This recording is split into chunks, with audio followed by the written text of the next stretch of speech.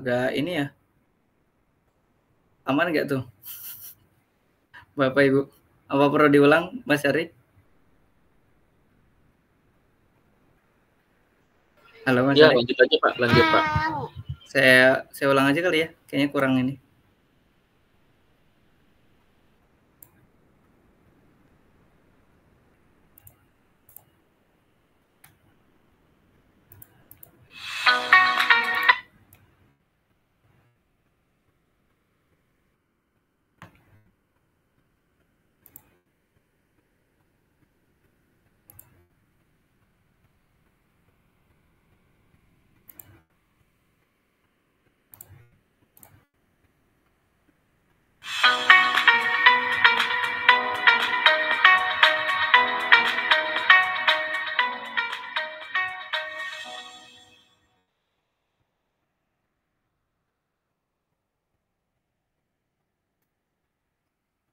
Oke, Assalamualaikum warahmatullahi wabarakatuh. Salam sejahtera untuk kita semua. Sampai berjumpa kita di sesi sinkronus pembatik level 2 kelas implementasi 45. Perkenalkan, saya Muhammad Nasrul Arifin, Duta Teknologi Kemendikbudristek Provinsi DKI Jakarta tahun 2022. Nah, kali ini kita akan membahas terkait dengan apa aja sih modul-modul yang ada di pembatik level 2. Namun sebelum saya silakan untuk pemateri yang pertama, ada penguatan dari tutor pembatik level 2 dari PTP, yaitu Bu Miradia. Mungkin ada sepatah dua patah kata sebagai penguat untuk peserta pembatik level 2 kelas implementasi 45. Pada Bu Miradia, dipersilakan. Terima kasih Pak Nasrul. Suara saya. Assalamualaikum warahmatullahi Terputus-putus, Bu. wabarakatuh. Selamat sore Waalaikumsalam dan warahmatullahi salam wabarakatuh. sejahtera.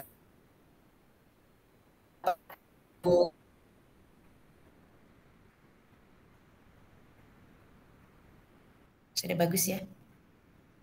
Bapak dan Ibu peserta yang saya hormati, hari ini saya sangat senang sekali bisa bertemu dengan Bapak, Ibu guru dan tenaga kependidikan yang hebat. Ya, bagaimana tidak Ibu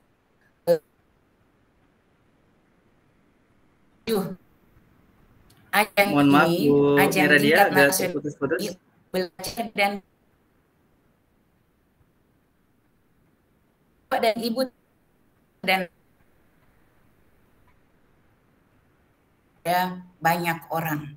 Ya, tidak semua Bapak dan Ibu guru mampu dan tidak semua Bapak dan Ibu guru mau untuk menjalani seleksi pembelajaran berbasis TIK ini, seleksi pembatik ini. Ya, Bapak dan Ibu sangat kita demikian.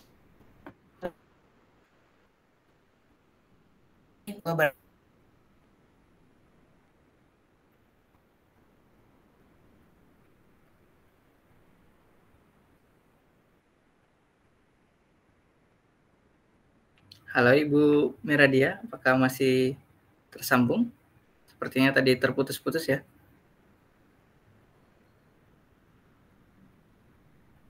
Sudah selesai Bu ya? Mana sekarang Pak? Putus Pak ya? Selesai Iya, ya, tadi Pak? terputus-putus Ibu. Apa saya ulang lagi Pak? Oh boleh Bu. Tadi agak terputus-putus Bu. Ini udah lumayan jelas. Gitu, ya baik. Maaf ini jaringannya tidak terlalu bagus di saya. Assalamualaikum warahmatullahi wabarakatuh. Waalaikumsalam warahmatullahi wabarakatuh. Selamat sore dan salam sejahtera untuk semua. Kependidikan hebat. Ya, hari ini saya sangat senang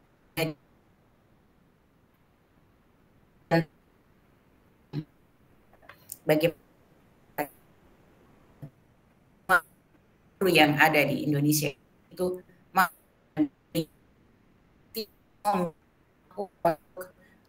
maju ke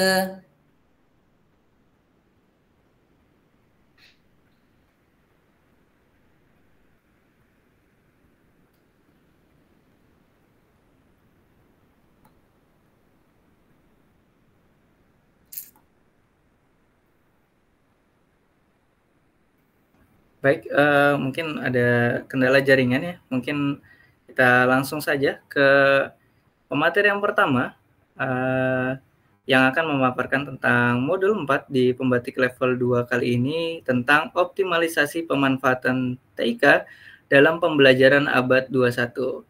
Nah, yang menjadi pemateri pada hari ini yaitu ada Bu Novianti Minlaya. Beliau adalah Duta Teknologi Sulawesi Utara tahun 2020. Kepada Bu Novi, di waktu dan tempat dipersilakan. Baik, terima kasih Pak Nasrul. Suara saya bisa terdengar dengan jelas ya Pak? Jelas Ibu. Baik, saya izin untuk share screen. Boleh, silakan.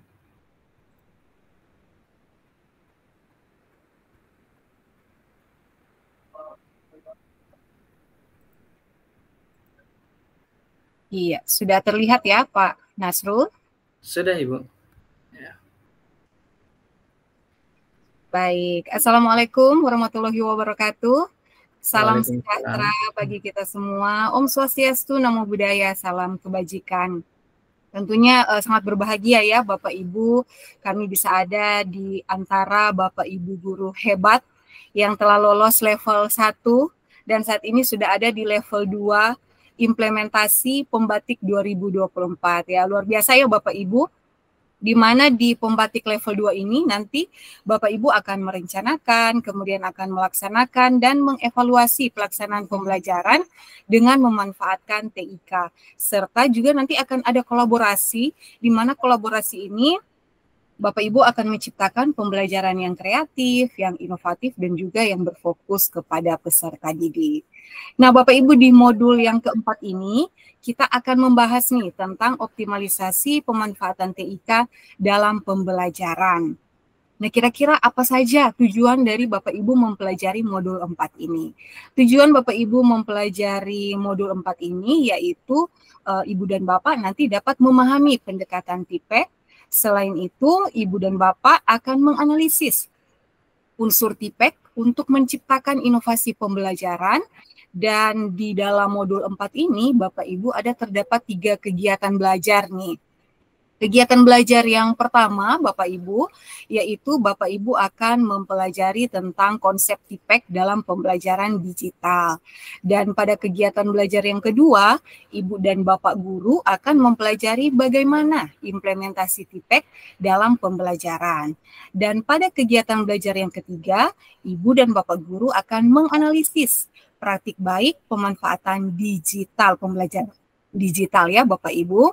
Nah, perkenalkan saya Novianti Minlaya, SPDM Link, Duta Teknologi Provinsi Sulawesi Utara tahun 2020 yang akan membersamai Bapak Ibu untuk modul keempat ini.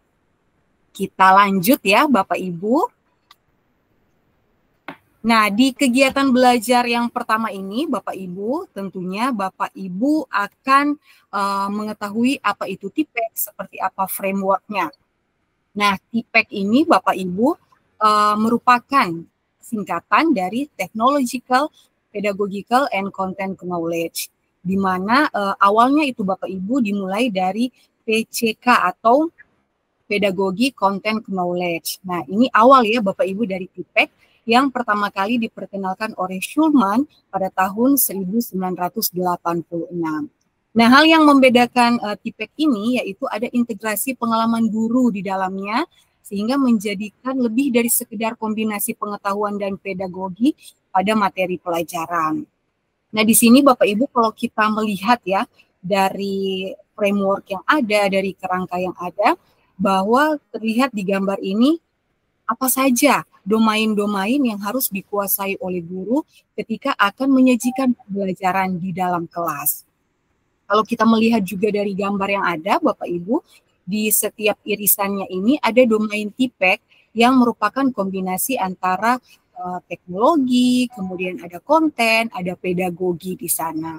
Tentunya kalau Bapak Ibu mendalami modul 4 ini, Bapak Ibu harus perlu mengetahui 7 domain TPEC. Nanti itu Bapak Ibu akan mempelajari di modul yang keempat ya Bapak Ibu. 7 domain TPEC ini saya jelaskan secara singkat ya Bapak Ibu. Domain yang pertama itu tentang content knowledge atau CK ya Bapak Ibu. Misalnya nih, contohnya Bapak Ibu memahami dengan baik materi yang akan diajarkan. Ini sangat penting Bapak Ibu. Bapak Ibu harus menguasai apa yang akan Bapak Ibu sampaikan terkait dengan materi pembelajaran kepada peserta didik. Kemudian yang kedua ada pedagogical knowledge atau PK nih Bapak Ibu, kalau Bapak Ibu lihat di framework ya ada ini setiap domain dari TPEC. Nah misalnya seperti apa Bapak Ibu? Misalnya Ibu dan Bapak akan merancang pembelajaran yang bermakna bagi peserta didik dengan menggunakan berbagai strategi. Kemudian yang ketiga Bapak Ibu ada technological knowledge. Contohnya nih Bapak Ibu akan memahami aplikasi apa yang akan digunakan, baik itu software maupun hardware. Kemudian yang keempat itu adalah pedagogical content knowledge. Misalnya Bapak Ibu mengajar dan juga mengetahui strategi pembelajaran yang akan digunakan.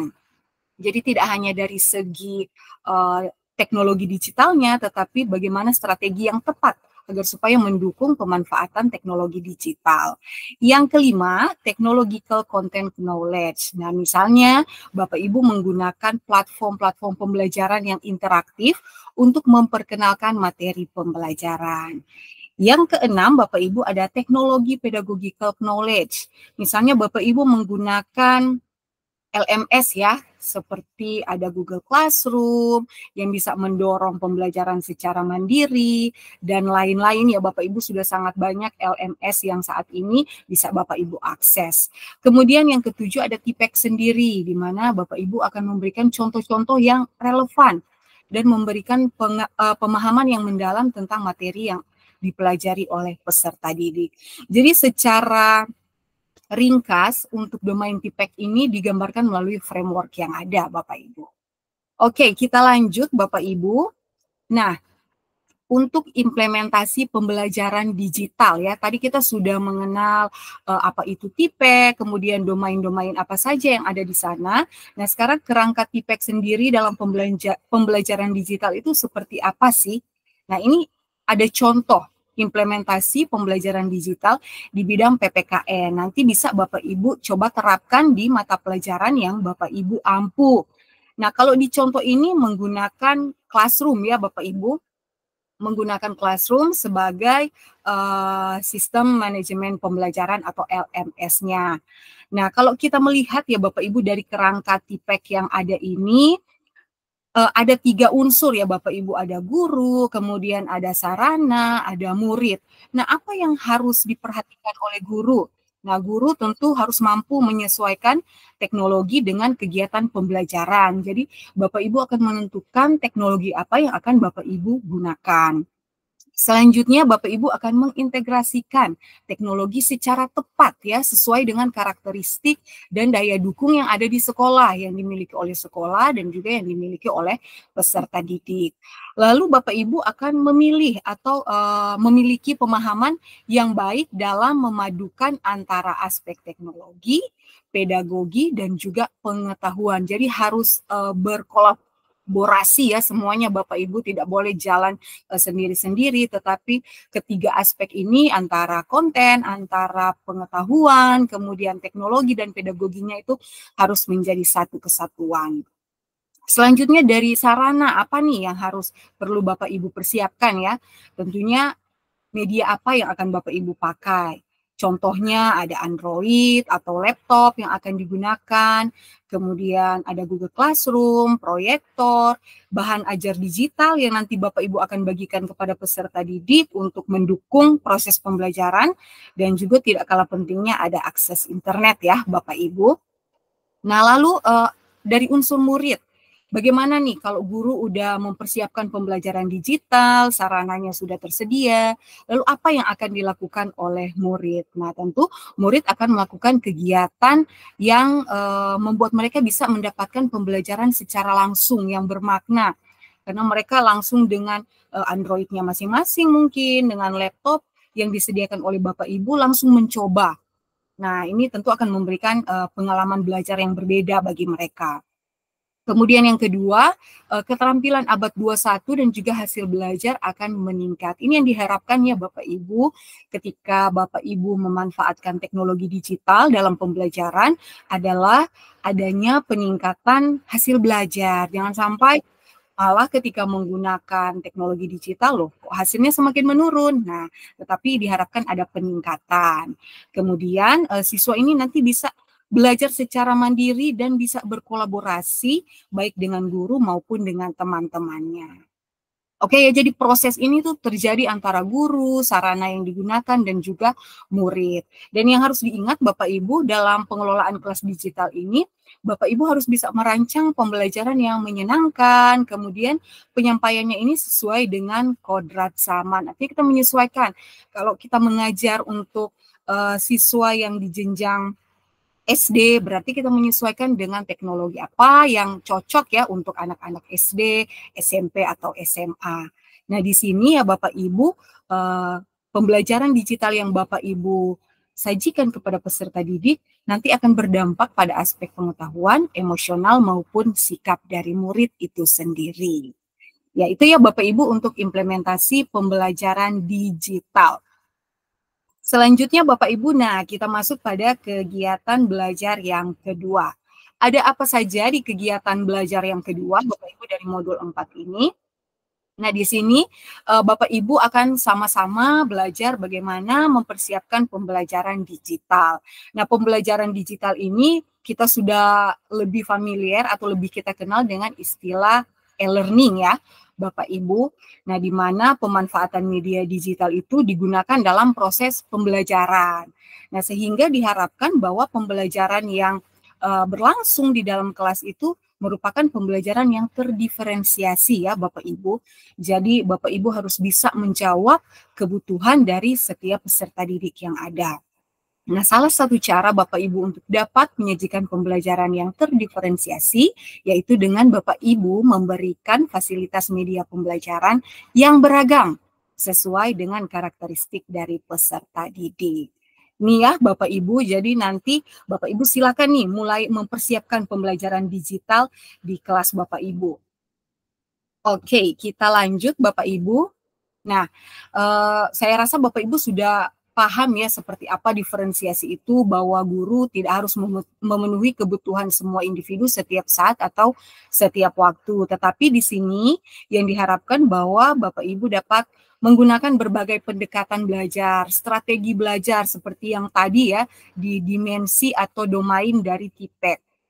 Sehingga dalam penerapan pembelajaran diferensiasi ini ada 3 strategi yang boleh Bapak Ibu lakukan, dan saya rasa Bapak Ibu ini sudah sering melakukannya di kelas, sudah sangat familiar. Ada yang namanya diferensiasi konten, diferensiasi proses, dan juga diferensiasi produk.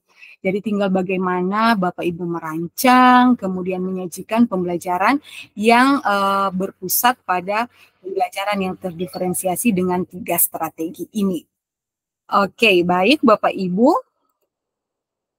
Nah, selanjutnya ini Bapak Ibu adalah bagaimana Bapak Ibu mempersiapkan pembelajaran digital ya. Bagaimana Bapak Ibu akan mempersiapkan pembelajaran digital di kelasnya Bapak Ibu. Yang pertama yang perlu Bapak Ibu lakukan yaitu asesmen awal, di mana Bapak Ibu akan melakukan penilaian kebutuhan, kemudian ada pemindaian lingkungan, dan evaluasi kondisi. Kemudian yang kedua nih Bapak Ibu, ada tujuan, sasaran, dan aktivitas yang akan dilakukan, di mana Bapak Ibu akan menyelaraskan dengan standar kurikulum seperti evaluasi atau asesmen, kemudian ada pembelajaran yang berpusat pada peserta didik, terdiferensiasi, dan juga pembelajaran digital. Nah, ada juga unsur pendukung nih seperti infrastruktur yang Bapak Ibu gunakan, perangkat, teknologi, perangkat keras, bahkan sampai anggaran dan juga kapasitas SDM itu perlu Bapak Ibu persiapkan untuk sebelum Bapak Ibu melakukan pembelajaran digital.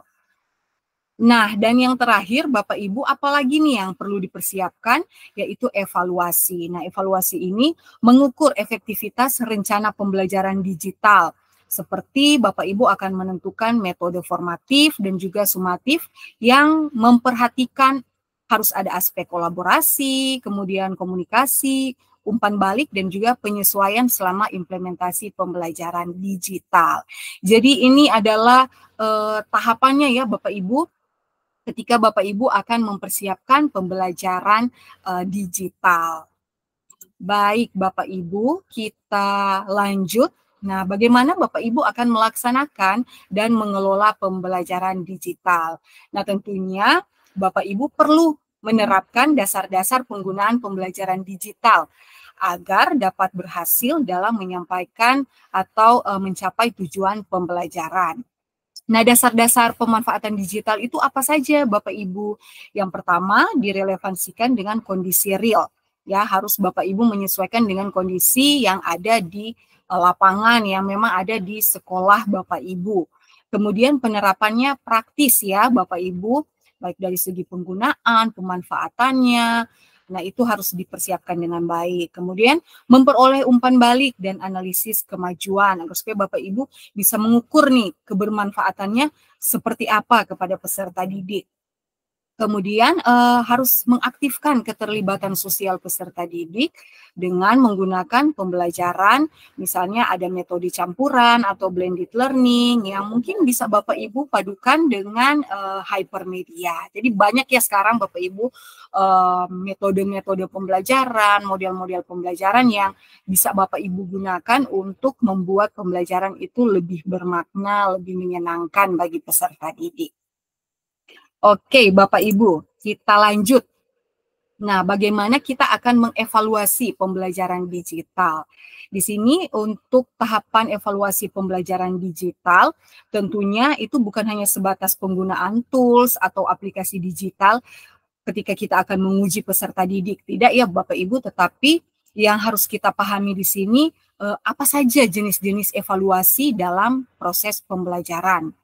Nah, kalau kita melihat dari tampilan yang ada di slide ini, Bapak Ibu, jenis-jenis evaluasi pembelajaran itu terbagi berdasarkan tujuan, kemudian berdasarkan lingkup kegiatan belajar, selanjutnya berdasarkan sasaran, dan yang terakhir berdasarkan objek dan juga subjek.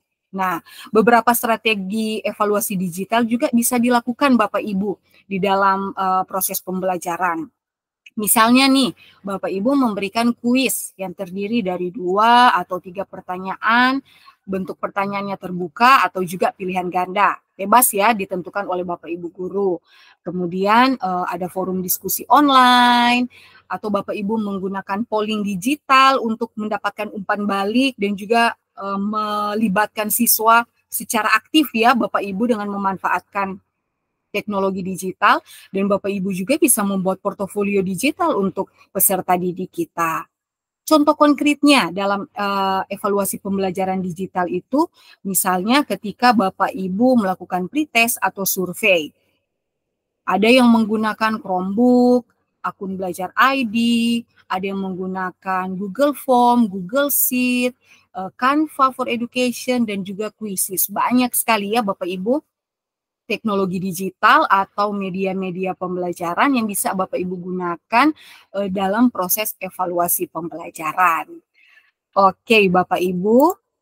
Nah, kita beralih ke kegiatan belajar yang ketiga. Nah, di kegiatan belajar yang ketiga ini, apa yang akan dilakukan oleh Bapak Ibu? Nah, Bapak Ibu akan melakukan analisis dari praktik baik pembelajaran digital yang sudah dilakukan oleh beberapa guru yang ada ya Bapak Ibu. Nanti kalau Bapak Ibu bisa mengakses video ini bisa dibuka nih Bapak Ibu, sudah tersedia di YouTube, bahkan juga di PMM ini sudah ada ya Bapak Ibu.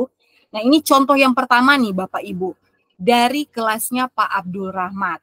di mana kelasnya Pak Abdul Rahmat ini beliau melakukan praktik asesmen dengan memanfaatkan teknologi informasi dan komunikasi secara adaptif. Nah, apa saja yang dilakukan di kelasnya Pak Abdul Rahmat ini? Nah, yang pertama Pak Abdul Rahmat itu memanfaatkan platform Merdeka Mengajar PMM. Nah, fitur yang dimanfaatkan oleh Pak Abdul Rahmat itu yaitu fitur AKM kelas. Beliau menggunakannya untuk mengetahui kemampuan rata-rata murid secara periodik. Kemudian tidak hanya sampai di situ saja Bapak Ibu, tetapi Pak Abdul Rahmat juga ternyata memanfaatkan kuisis nih untuk asesmen yang menyenangkan. Wah, anak-anak tuh senang sekali Bapak Ibu kalau Bapak Ibu menggunakan kuisis. Jadi kesannya itu tidak seperti ujian ya, mereka bisa lebih santai mengerjakannya. Kemudian Pak Abdul Rahmat juga memanfaatkan Kahoot, lalu kemudian beliau juga menggunakan Canva for Education untuk membuat produk dan lain-lainnya Bapak Ibu. Selanjutnya Pak Abdul Rahmat juga memanfaatkan si gawai teman belajar. Nah, ini luar biasa ya Pak Abdul Rahmat, banyak sekali inovasi-inovasi yang dilakukan di kelasnya beliau. Selanjutnya ada Pak Ervan nih. Ada Pak Ervan dengan Smart Laga. Nah, Smart Laga kepanjangan dari strategi membangun pembelajaran tanpa internet dari Lembah Talaga Puncak. Wah, luar biasa ini. Kalau tadi mungkin di daerah yang jaringan internetnya tuh lancar, aman. Nah, sekarang bagaimana pemanfaatan teknologi digital di tempat yang akses internetnya itu terbatas atau blank spot. Ternyata si Pak Ervan ini bisa menggunakan pembelajaran, bahkan menerapkan pembelajaran yang berdiferensiasi. Luar biasa ya, untuk salut untuk guru-guru yang dalam keterbatasan tapi bisa melakukan yang maksimal di sana.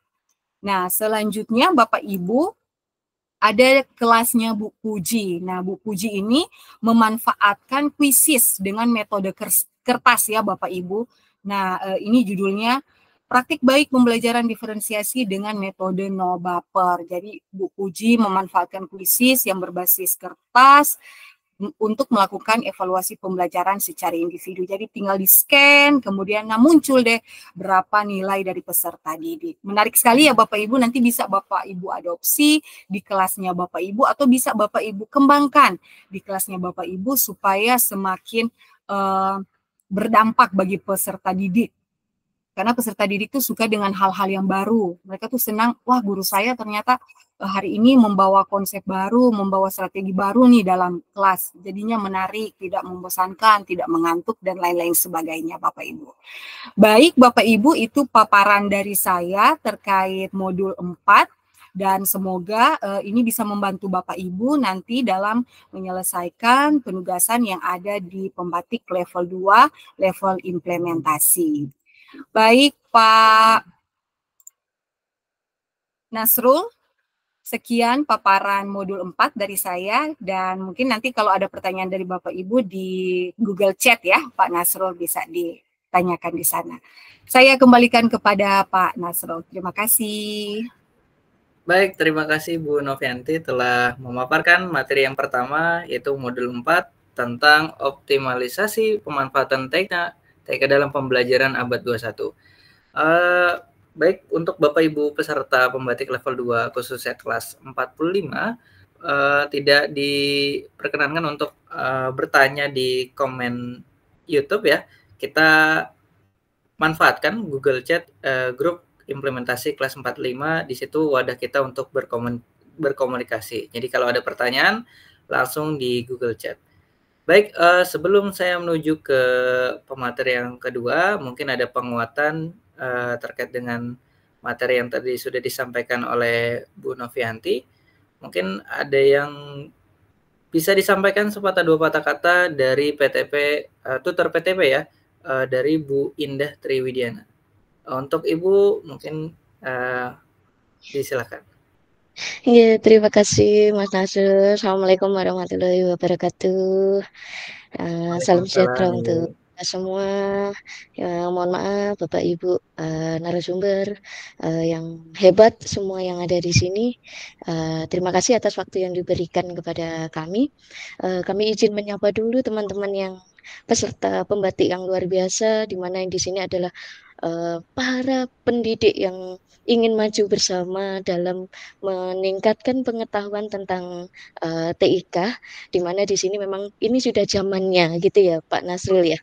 Ini adalah zaman-zaman yang zaman modern di mana semuanya itu adalah digital semuanya, dan ini kita sebagai seorang pendidik, kita sebagai orang yang istilahnya membersamai anak-anak kita di sekolah, pasti kita harus mencari ilmu tentang ini. Dan ini alhamdulillah kita belajar tentang bagaimana optimalisasi pemanfaatan TIK dalam pembelajaran di abad 21. Sebelumnya perkenalkan, saya Indah Triwidiana, pengulang teknologi pembelajaran dari BBGP Provinsi Jawa Timur.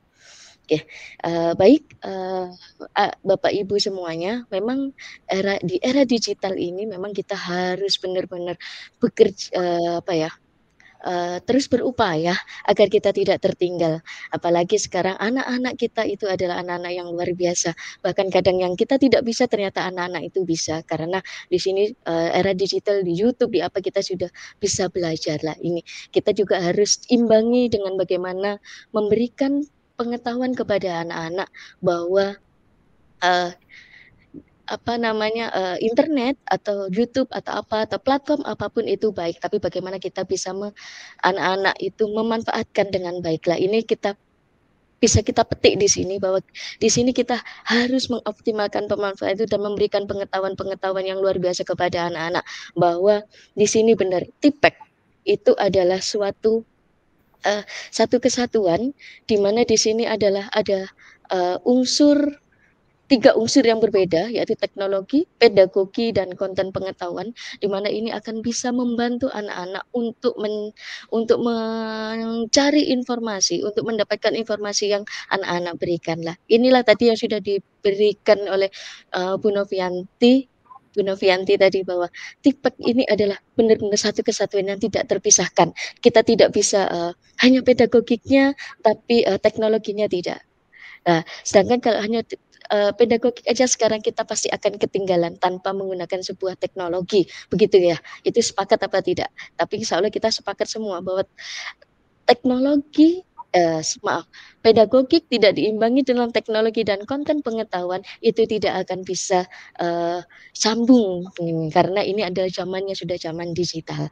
Jadi begitu penguatannya Bapak Ibu, dan tiga unsur disatukan dalam perencanaan. Dan ini TIPEK ini ketika kita satukan di dalam sebuah perencanaan, proses, dan evaluasi pendidikan, itu menjadi trio yang hebat, karena di sini kita menyatukan tiga: teknologi, pedagogik, dan konten pengetahuan. Ini adalah sebuah yang luar biasa.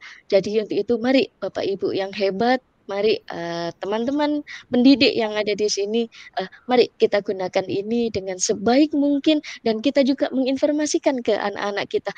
Anak-anak kita harus memanfaatkan ini juga dengan sebaik mungkin. Jangan mari kita buat teknologi adalah sesuatu yang positif ya Bapak Ibu ya, bukan sesuatu yang negatif untuk anak-anak kita. Mungkin itu penguatan dari kami, semoga bermanfaat. Akhir kata, wabillahi taufiq wal hidayah. Wassalamualaikum warahmatullahi wabarakatuh. Saya kembalikan. Waalaikumsalam.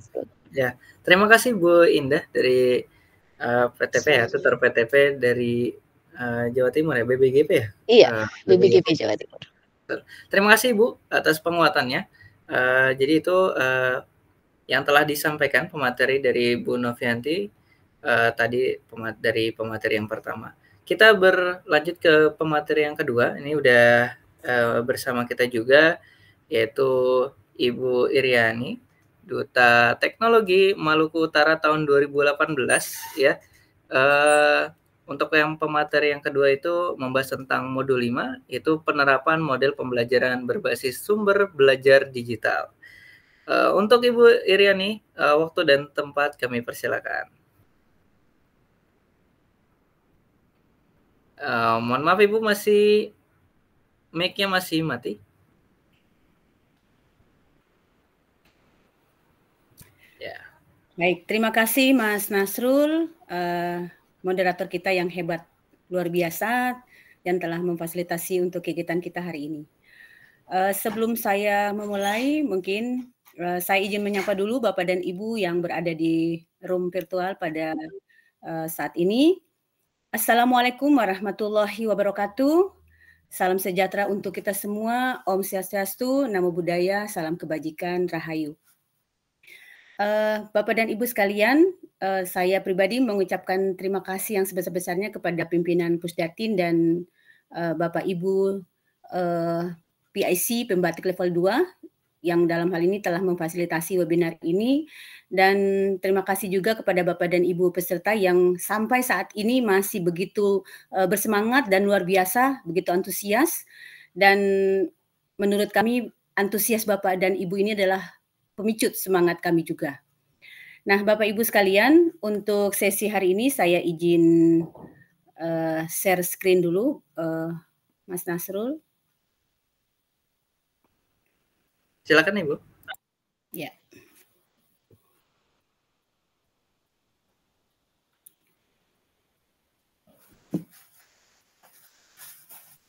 Ini jaringan saya mungkin agak sedikit lambat.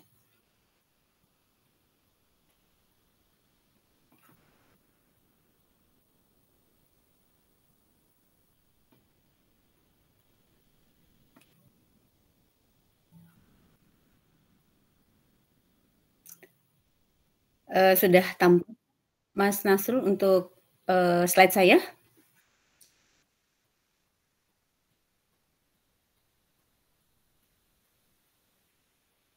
Sudah, Ibu. Oke. Nah, Bapak dan Ibu yang sudah siap untuk belajar pada sesi ini, saya minta Bapak dan Ibu boleh mengirimkan dulu tanda emoticon kepada saya, jempolnya. Di kolom chat juga boleh Bapak dan Ibu, supaya saya tahu bahwa Bapak Ibu sudah siap untuk mengikuti sesi 2 bersama saya. Oke, terima kasih Bapak dan Ibu untuk jempolnya. Dan untuk sesi ini Bapak Ibu, perkenalkan saya Iriani akan memfasilitasi Bapak dan Ibu untuk modul 5, yaitu tentang penerapan model pembelajaran berbasis sumber belajar digital.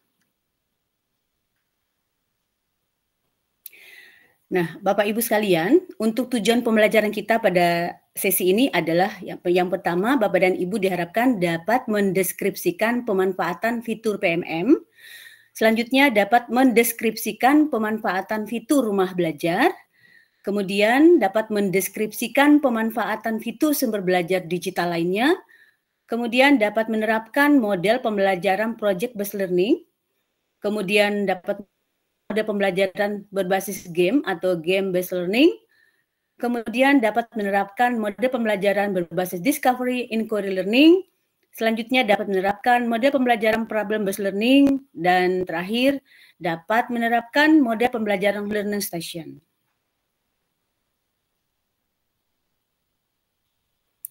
Nah, Bapak Ibu, dalam modul ini kita akan berada untuk 2 kegiatan belajar. Yang pertama adalah kegiatan belajar. Nah, Bapak Ibu, untuk kegiatan belajar pertama ini, Bapak Ibu akan mengenal apa sih sumber belajar itu, kemudian mengapa sumber belajar itu penting, dan apa saja sih contoh-contoh belajar digital. Nah, Bapak Ibu, untuk materi pembelajaran dalam yang disebut sebagai sumber belajar, yaitu terdiri dari materi pembelajaran dalam format digital, berupa video, aplikasi, kemudian situs web yang dapat diakses kapan saja dan di mana saja. Selanjutnya, untuk mengapa sumber belajar itu penting, Bapak Ibu, hal-hal untuk sumber belajar ini sangat bermanfaat, terutama dalam rangka memperkaya pembelajaran, kemudian untuk meningkatkan motivasi belajar bagi murid, lalu memfasilitasi pembelajaran secara mandiri, dan menciptakan lingkungan belajar yang kolaboratif. Nah, contoh-contoh sumber belajar yang biasa kita kenal, yaitu platform teknologi, yaitu PMM dan rumah belajar, dan sumber belajar digital lainnya, misalnya buku.kemdikbud.go.id dan TikTok maupun IG Live. Nah, untuk kegiatan belajar 2, Bapak dan Ibu sekalian, kita akan mengenal tentang pemanfaatan PMM dalam pembelajaran. Nah, untuk PMM, seperti yang telah Bapak dan Ibu kenal selama ini, yaitu platform yang diluncurkan oleh Kemdikbudristek untuk meningkatkan kompetensi guru dan kualitas pembelajaran. Nah, PMM ini menawarkan berbagai fitur yang dapat membantu guru dalam merancang, melaksanakan, dan mengevaluasi pembelajaran yang sesuai dengan kebutuhan dan minat peserta didik. Nah, Bapak Ibu sekalian, fitur-fitur unggulan PMM yang biasa dan bisa Bapak dan Ibu akses, yang pertama adalah ide praktek. Di sini Bapak akan menemukan sumber-sumber inspirasi mengenai strategi, metode, dan sumber belajar inovatif. Kemudian Bapak dan Ibu juga akan menemukan fitur unggulan berupa asesmen murid, yaitu alat untuk mengukur tingkat pemahaman siswa dan memetakan kebutuhan belajar mereka. Nah, yang paling menarik Bapak Ibu, yaitu fitur unggulan ATP, capaian pembelajaran, akan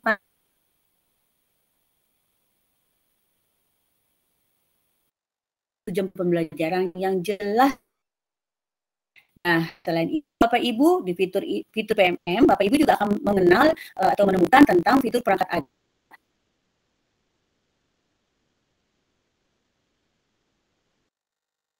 dalam rangka menyusun modul pembelajaran yang terstruktur.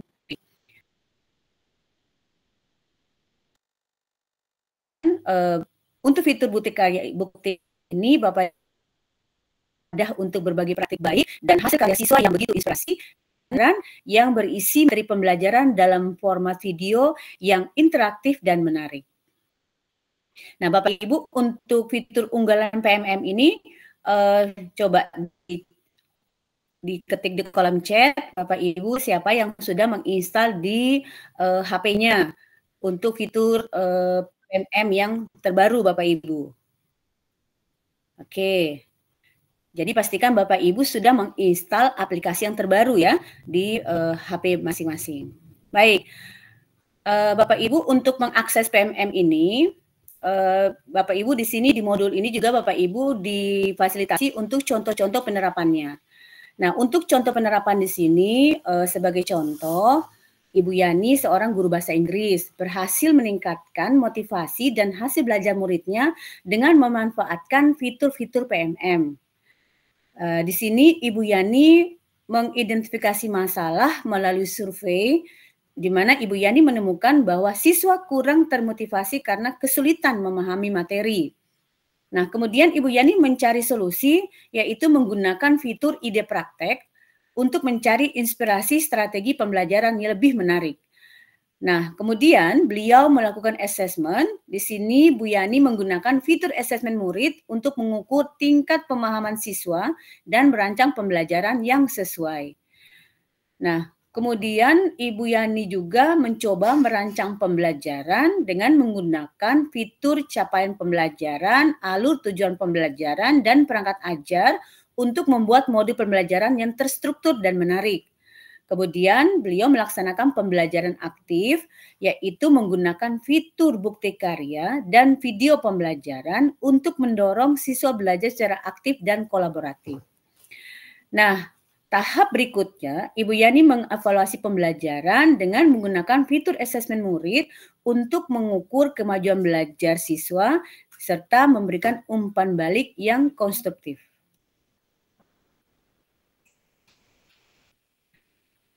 Nah, Bapak dan Ibu, untuk materi berikutnya, ini salah satu fitur yang sangat menarik dan menurut saya ini adalah materi yang menurut saya adalah pembelajaran yang sangat kita butuhkan saat ini dan ini menjadi sebuah cerita, Bapak Ibu. Dulu saya merupakan kita waktu Duta Teknologi pertama kali dibentuk itu atau dilantik itu kami namanya itu Duta Rumah Belajar Bapak dan Ibu. Nah, Bapak Ibu tentunya masih ingat dong tentang slogan Rumah Belajar ya. Nah, kalau ada yang masih ingat boleh tuh dikirim jempolnya kembali kepada saya. Oke, terima kasih Bapak dan Ibu. Nah, untuk slogannya Bapak Ibu, belajar di mana saja, kapan saja, dan dengan siapa saja. Oke, mudah-mudahan Bapak dan Ibu masih ingat semua ya. Nah, Bapak Ibu, fitur atau portal rumah belajar ini merupakan fitur portal rumah belajar merupakan salah satu portal kebanggaan di mana merupakan platform pembelajaran online Kemendikbudristek yang menyediakan beragam sumber belajar digital yang berkualitas untuk siswa, guru, dan masyarakat umum. Nah, kemudian Bapak dan Ibu di sini untuk fitur unggulan portal rumah belajar ini sebenarnya punya banyak sekali macam-macam fitur juga Bapak dan Ibu ya, tidak kalah seperti yang telah saya sebutkan di PMM tadi, yang dimana untuk portal rumah belajar sendiri tersedia ada beberapa fitur unggulan yaitu sumber belajar, di mana ini menyediakan berbagai konten menarik dan mudah diakses seperti game edukasi, kemudian ada lab maya, ada video pembelajaran, audio, animasi, dan artikel, serta beberapa fitur lainnya yang sementara ini masih dalam tahap pengembangan. Nah, coba Bapak Ibu siapa yang ingat nih untuk portal rumah belajar, fitur apa yang paling Bapak dan Ibu sukai pada saat itu? Ya, kalau saya sendiri nih, Mas Nasrul dulu, saya itu paling suka menggunakan fitur lab maya. Gimana Mas Nasrul? Yes. Masih ingat ya? Masih ingat ya labnya itu laboratorium virtual ya, jadi kita tak perlu ke lab beneran ya, kita bisa praktek. Betul. Nah, kenapa saya paling suka fitur ini Mas Nasrul? Karena di tempat saya itu kan jaringan internetnya itu senat-senut, jadi ini bisa dimanfaatkan secara offline. Nah, ini kelebihan Bapak Ibu untuk portal rumah belajar, fitur-fitur yang tersedia ini sebagian besar itu bisa diakses secara offline. Nah, ini sangat membantu Bapak dan Ibu guru berkreasi, belajar bersama-sama dengan peserta didik untuk mencapai tujuan belajar. Nah, kita lanjut Bapak Ibu untuk contoh penerapan pembelajaran dengan fitur rumah belajar. Di sini disampaikan contoh Pak Haris. Beliau adalah guru SD kelas 4 di lingkungan perkotaan yang menghadapi tantangan mengajar tentang materi bagian tubuh tumbuhan dengan keterbatasan lingkungan. Nah, Pak Haris ini menemukan solusi kreatif melalui portal rumah belajar. Nah, mengapa portal rumah belajar ini bisa mendukung Pak Haris? Karena ternyata di fitur rumah belajar tadi ada tersedia sumber belajar digital yang begitu beragam Bapak dan Ibu. Mulai dari dokumen, artikel, kemudian infografis, gambar anatomi, video pembelajaran interaktif, lab maya, serta game edukasi. Nah, pembelajaran interaktif dan menyenangkan ini bisa tersedia juga dalam bentuk video animasi yang menjelaskan materinya, eksperimen virtual dengan lab maya, serta game edukasi dengan dilengkapi dengan evaluasi Bapak dan Ibu. Nah, hasilnya dari apa yang dikerjakan oleh Pak Haris, ternyata siswanya lebih antusias dan tertarik pada materi pelajaran yang diberikan. Selanjutnya, pemahaman siswa terhadap materi ini meningkat melalui visualisasi dan praktik secara langsung. Oke, Bapak Ibu, mari kita lanjutkan untuk pemanfaatan sumber belajar lainnya. Nah, salah satunya di sini Bapak Ibu akan mengakses perpustakaan digital dengan koleksi buku pendidikan yang begitu lengkap, dan ini tersedia dengan link www.buku.kemdikbud.go.id. Nah, manfaat platform ini Bapak Ibu memudahkan akses materi pembelajaran kapan saja dan di mana saja, serta mengurangi ketergantungan pada buku cetak. Kemudian pembelajaran menjadi lebih interaktif dengan fitur-fitur multimedia. Oke. Selanjutnya, Bapak dan Ibu juga diperkenalkan tentang tren media sosial sebagai sumber belajar, yaitu TikTok Live dan Instagram Live. Nah, untuk TikTok Live dan Instagram Live ini digunakan untuk Bapak Ibu pendidik dan ahli pendidikan untuk berbagi pengetahuan. Nah, di sini ada fitur live chat yang memungkinkan diskusi interaktif dan partisipatif. Sedangkan untuk manfaat live streaming, Bapak Ibu dapat menggunakan sebagai sarana diskusi dan tanya jawab yang menarik, di mana alternatif kelas tatap muka ada disediakan pada kondisi tertentu. Nah, di sini juga disediakan Bapak dan Ibu contoh penerapannya. Nah, untuk contoh pembelajaran, Bu Nada menggunakan buku digital dari website buku www.kemdikbud.go.id sebagai sumber belajar tambahan. Nah, di sini beliau memilih materi tentang musik tradisional daerah untuk kelas 4 SD. Fokus pembelajaran pada alat musik angklung, gamelan, dan sasando. Untuk pelaksanaan pembelajaran di hari pertama, Bu Nada menampilkan gambar alat musik dari buku digital melalui proyektor. Kemudian beliau menjelaskan tentang jenis-jenis alat musik tradisional dari berbagai daerah. Contoh musik dari buku digital kemudian diputar untuk memperkaya pengalaman belajar. Nah, selanjutnya di hari kedua, Bu Nada mencoba mengadakan live streaming menggunakan Instagram dengan musisi tradisional dari Jawa Tengah. Kemudian di sini musisi memperkenalkan angklung dan memainkan beberapa lagu tradisional.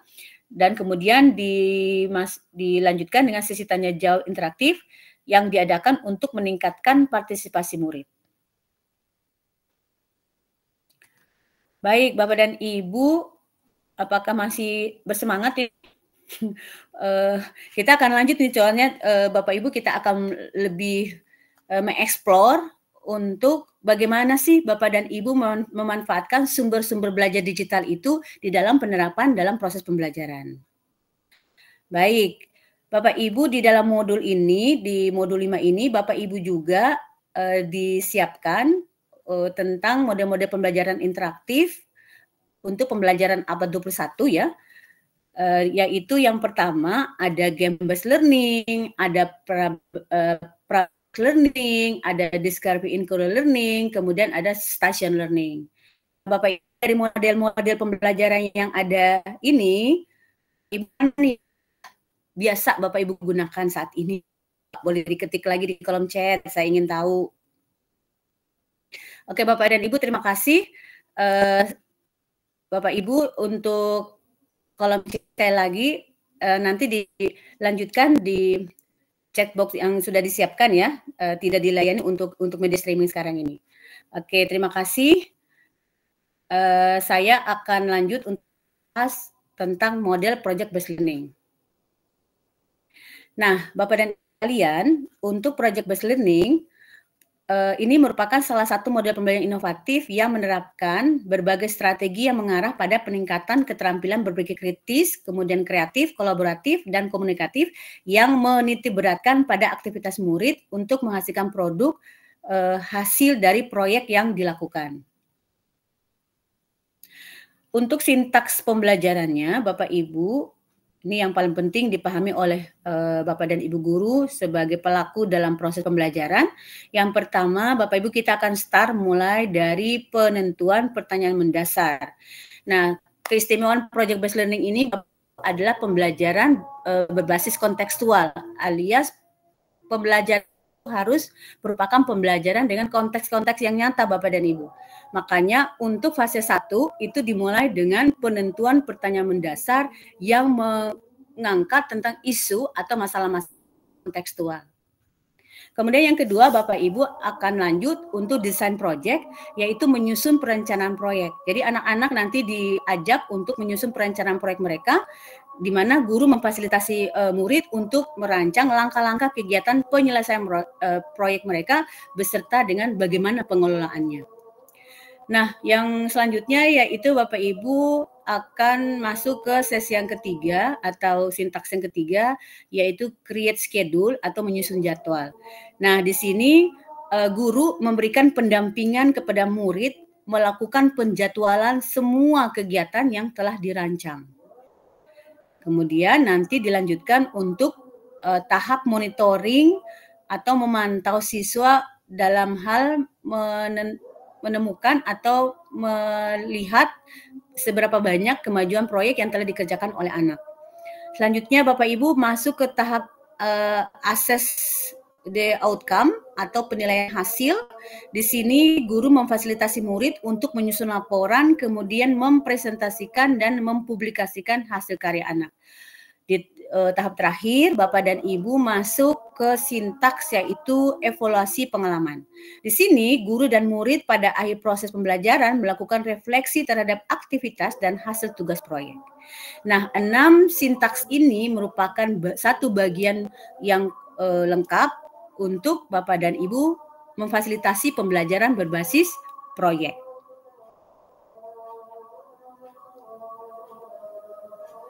Nah, Bapak Ibu, untuk bagian sumber-sumber belajar digital apa saja yang bisa kita gunakan untuk model project based learning.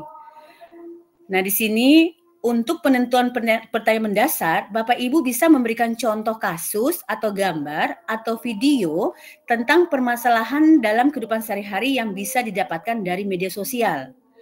Selanjutnya, Bapak dan Ibu juga bisa membuat pertanyaan mendasar, misalnya memberikan contoh kasus atau gambar atau video tentang permasalahan kehidupan sehari-hari yang bisa didapatkan dari media sosial.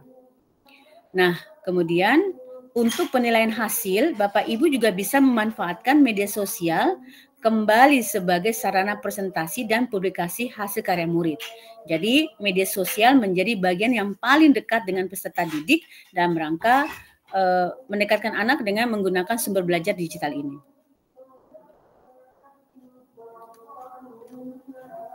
Nah, Bapak Ibu, mari kita belajar lagi tentang model yang kedua, yaitu game-based learning. Game-based learning atau pembelajaran berbasis permainan. Nah, di sini Bapak dan Ibu sekalian, untuk pembelajaran berbasis game merupakan model pembelajaran yang menggunakan aplikasi permainan yang telah dirancang khusus untuk membantu dalam proses pembelajaran. Untuk sintaks game-based learning ini, Bapak dan Ibu sekalian, yang pertama, Bapak dan Ibu bisa memilih permainan yang sesuai dengan materi yang akan disampaikan, sesuai dengan rencana pembelajaran yang telah dirancang. Nah, guru bisa memilih permainan sesuai dengan topik yang akan diajar. Tahap kedua, Bapak dan Ibu mulai menjelaskan penjelasan awal terkait dengan permainan yang akan dimainkan, tujuan dan tantangan yang harus diselesaikan. Nah, untuk sintaks kedua ini adalah penjelasan konsep. Lanjut ke sintaks yang ketiga, Bapak Ibu akan masuk ke aturan. Untuk aturan, Bapak Ibu memfasilitasi murid untuk memahami dan menyepakati aturan yang disampaikan oleh guru serta disediakan ruang untuk berkreasi dan mengeksplorasi diri. Nah, selanjutnya Bapak Ibu akan masuk ke tahapan berikut, yaitu bermain game. Nah, murid bermain game menggunakan platform yang sudah ditentukan sebelumnya, termasuk batasan waktu dan jadwal bermain. Kemudian untuk tahap kelima, murid merangkum baik itu pengetahuan, pengalaman, dan hasil yang hal-hal yang didapatkan dari game yang telah dimainkan. Dan disinilah kita masuk ke sintaks merangkum pengetahuan. Untuk sintaks yang terakhir yaitu murid melakukan refleksi dari hasil rangkuman dan menghubungkannya dengan topik materi yang sedang dipelajari. Di sini siswa atau murid melakukan refleksi. Nah, untuk sumber belajar digital, khususnya untuk model game ini, pemanfaatan sumber belajar digital yang dapat digunakan yaitu pada tahapan memilih jenis permainan harus disesuaikan dengan topik pada saat Bapak dan Ibu bermain game bersama peserta didiknya. Oke, selanjutnya untuk Discovery in Career Learning. Discovery in Career Learning merupakan proses belajar yang berpusat pada murid. Nah, di mana murid harus mengerahkan seluruh pengetahuan dan keterampilannya untuk menemukan solusi dalam masalah melalui proses penelitian. Untuk sintaks dari Discovery in Career Learning, itu mulai dari stimulation atau pemberian rangsangan, di mana guru memulai kegiatan pembelajaran dengan aktivitas belajar yang mengarah pada persiapan pemecahan masalah. Kemudian yang kedua, problem statement atau identifikasi masalah, di mana permasalahan yang dipilih dirumuskan dalam bentuk pertanyaan atau hipotesis.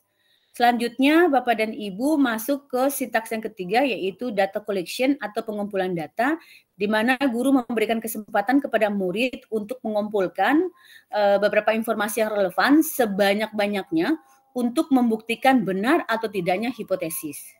Nah, ini yang disebut sebagai data collection atau sintaks pengumpulan data. Selanjutnya, Bapak dan Ibu masuk ke sintaks yang berikutnya, yaitu pengolahan data, di mana guru melakukan bimbingan pada saat murid melakukan pengolahan atau menafsirkan data. Dilanjutkan untuk sintaks kelima, yaitu pembuktian atau verification, yaitu murid melakukan pemeriksaan secara cermat untuk membuktikan benar atau tidaknya hipotesis yang diterapkan tadi dengan temuan alternatif, konsep, teori, aturan, atau pemahaman melalui contoh-contoh yang ia jumpai dalam kehidupannya. Selanjutnya untuk sintaks terakhir, Bapak Ibu, kita akan masuk ke sintaks menarik kesimpulan, di mana murid membuat kesimpulan atau generalisasi berdasarkan hasil verifikasi dan masukan dari guru dan murid lainnya. Nah, sumber belajar digital untuk model pembelajaran Discovery Inquiry Learning ini, pada sintaks stimulation atau pemberian rangsangan, sumber belajar digital yang dimanfaatkan digunakan sebagai bahan stimulus Bapak Ibu atau sebagai pemancing ya, atau membangkitkan rasa ingin tahu peserta didik. Kemudian sumber belajar yang digunakan dalam tahap pengumpulan data berupa informasi yang dikumpulkan secara kolaboratif melalui sumber belajar digital yang kita sajikan. Nah, sumber belajar digital yang digunakan dalam model pembelajaran Discovery Inquiry Learning ini, yang pertama tadi adalah sumber belajar digital yang dimanfaatkan sebagai bahan stimulus. Kemudian Bapak dan Ibu, informasi-informasi yang kita sajikan dalam sumber belajar itu dikumpulkan secara kolaboratif melalui sumber belajar digital. Nah, selanjutnya untuk problem-based learning. Problem-based learning ini merupakan pembelajaran yang menggunakan masalah kontekstual yang dihadapi oleh murid untuk mengembangkan keterampilan berpikir kritis masalah serta mendapatkan konsep atau inti materi dari mata pelajaran. Nah, untuk sintaks pembelajaran dari problem-based learning, Bapak Ibu, yang pertama, siswa masuk ke sintaks orientasi kepada masalah, di mana guru menjelaskan tujuan pembelajaran, menjelaskan logistik yang diperlukan, pengajuan masalah, memotivasi siswa terlibat dalam aktivitas pemecahan masalah yang sedang dipilih. Selanjutnya, mengorganisasi siswa untuk belajar. Nah, di sini guru membantu siswa untuk mendefinisikan dan mengorganisasi tugas belajar yang berhubungan dengan masalah yang dipilih. Ya. Selanjutnya, untuk sintaks yang ketiga, yaitu membimbing penyelidikan individual maupun kelompok. Di sini, guru mendorong siswa untuk mengumpulkan informasi yang sesuai, kemudian melakukan eksperimen untuk mendapatkan penjelasan pemecahan masalah tersebut.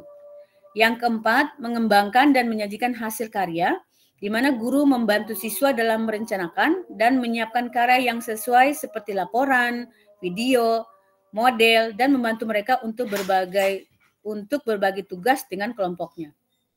Nah, untuk sintaks kelima, Bapak dan Ibu bersama murid akan menganalisis dan mengevaluasi proses pemecahan masalah. Guru membantu siswa melakukan refleksi atau evaluasi terhadap penyelidikan mereka dalam proses-proses yang mereka gunakan. Bapak Ibu, untuk pemanfaatan sumber belajar digital, biasa digunakan di tahap orientasi siswa kepada masalah. Jadi misalnya Bapak dan Ibu memilih salah satu sumber belajar digital tadi yang sudah saya sebutkan sebelumnya, misalnya kita menggunakan fitur-fitur yang ada di PMM ataupun tadi di misalnya di portal rumah belajar, dan ini kita pilihkan pada saat orientasi siswa kepada masalah yang dipilih. Selanjutnya sumber belajar tadi juga dijadikan sebagai salah satu media untuk membimbing penyelidikan individual maupun kelompok untuk peserta didik. Nah, Bapak dan Ibu, hal yang paling penting adalah peserta didik tadi yang kita fasilitasi untuk belajar dapat mengembangkan dan menyajikan hasil karya. Selanjutnya Bapak Ibu kita masuk untuk model pembelajaran yang terakhir yaitu learning station. Nah, Bapak Ibu untuk learning station merupakan model pembelajaran di mana sekelompok kecil murid bergerak melalui banyak pusat pembelajaran atau stasiun yang memungkinkan guru untuk membedakan pengajaran dengan memasukkan kebutuhan siswa, minat, dan gaya belajar. Kemudian Bapak Ibu untuk sintaks learning station ini, pertama, Bapak Ibu membagi siswa menjadi beberapa kelompok, di mana guru membentuk kelompok dengan jumlah kelompok biasanya sama dengan jumlah stasiun yang Bapak Ibu siapkan. Kemudian yang kedua, kita akan memilih jenis stasiun pembelajaran dan pergerakan siswa ke stasiun tersebut. Di sini, pemilihan jenis stasiun yang tepat akan memastikan bahwa setiap murid dapat mempunyai kesempatan yang terbaik untuk mengerjakan tugas mereka. Selanjutnya Bapak Ibu untuk sintaks berikutnya para peserta didik masuk ke ringkasan kegiatan. Di sini guru mengajak murid untuk melakukan refleksi serta menyimpulkan pengetahuan baru yang perlu diketahui murid atau merangkum hasil kegiatan atau mengembangkan keterampilan baru kepada muridnya. Nah, sesi sintaks terakhir yaitu penilaian. Untuk sintaks terakhir ini, guru melakukan penilaian dengan menggunakan lembar observasi guru terhadap siswanya selama periode stasiun atau lembar kerja sebagai hasil penilaian.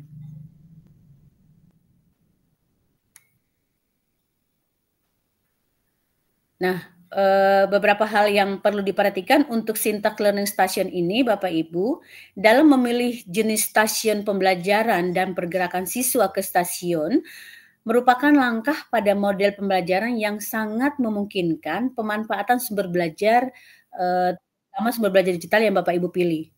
Di sini Bapak Ibu akan menyediakan berbagai aktivitas dengan sumber belajar digital yang disesuaikan dengan kebutuhan belajar murid.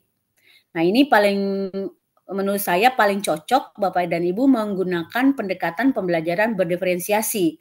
Nah, karena di pembelajaran dengan pendekatan pembelajaran berdiferensiasi itu bisa membangun atau merangkum, memfasilitasi pembelajaran untuk peserta didik dengan beraneka ragam kebutuhan maupun gaya belajar serta minat belajar. Nah, penerapan mode pembelajaran dengan memanfaatkan sumber belajar digital yang tepat dapat menciptakan inovasi-inovasi pembelajaran serta menghadirkan pembelajaran yang lebih interaktif, kreatif, berkualitas, dan mampu mencapai tujuan pembelajaran secara optimal. Oke Bapak Ibu, demikian untuk pemaparan saya untuk modul 5. Semoga bermanfaat dan terima kasih untuk Bapak dan Ibu semangat belajarnya hari ini. Saya kembalikan kepada moderator. Terima kasih.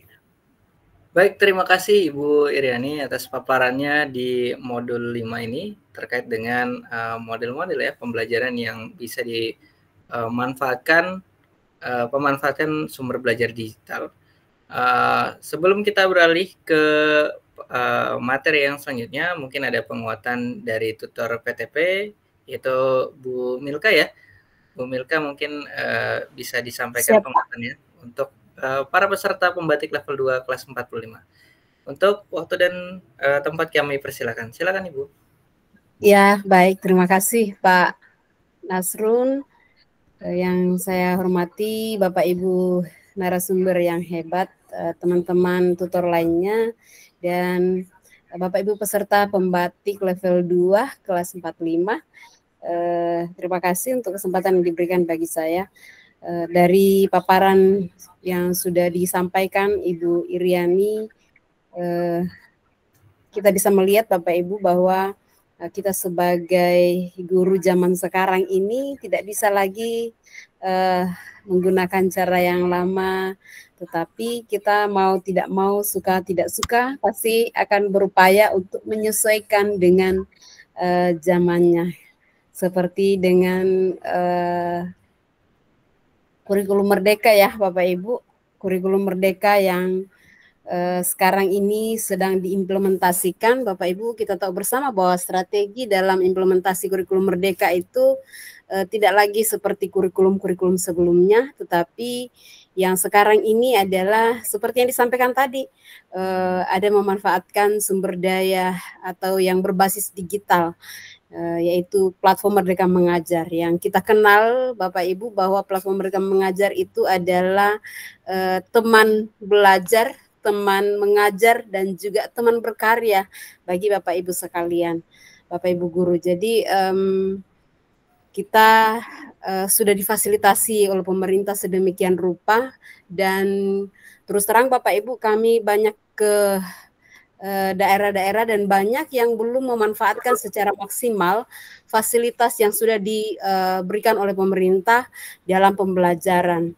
Jadi ini mungkin diharapkan didorong bagi kita sekalian setelah mengikuti ini akan Bapak Ibu akan menerapkan di dalam pembelajaran di tempat Bapak Ibu, kemudian setelah menerapkan akan ada cerita-cerita praktik baik yang akan Bapak Ibu bagikan juga ke teman-teman yang lain, baik itu dibagikan melalui PMM ataupun juga melalui platform yang lain.